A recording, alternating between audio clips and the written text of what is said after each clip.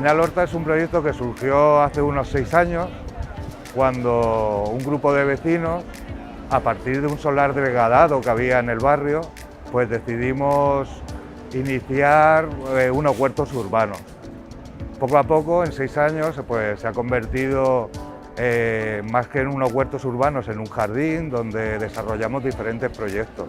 Proyectos de educación, proyectos de agricultura, también pues proyectos, por ejemplo, con los pájaros, con las aves, y luego sobre todo pues proyectos de sociabilización y sobre todo de comunidad con el barrio.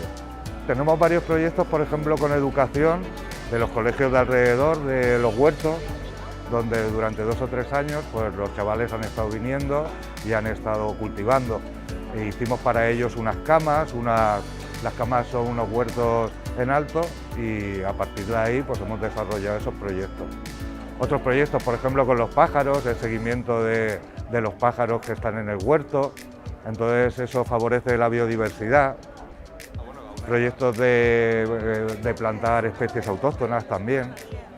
Hoy estamos dando, sobre todo enseñando el proyecto, porque el lugar donde se ubica, aunque está aquí cerca, que está en la calle Mediterráneo, es un lugar que poca gente conoce, entonces mucha gente se sorprende de que tan cerca tengan unos huertos urbanos y tengan un jardín con esta filosofía tan especial que nosotros queremos dar.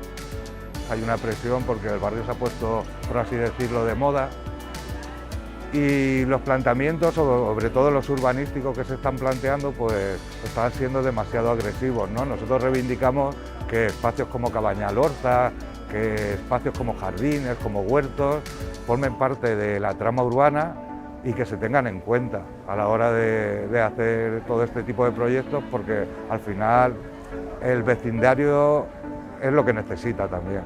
Nosotros pensamos que es muy importante eso.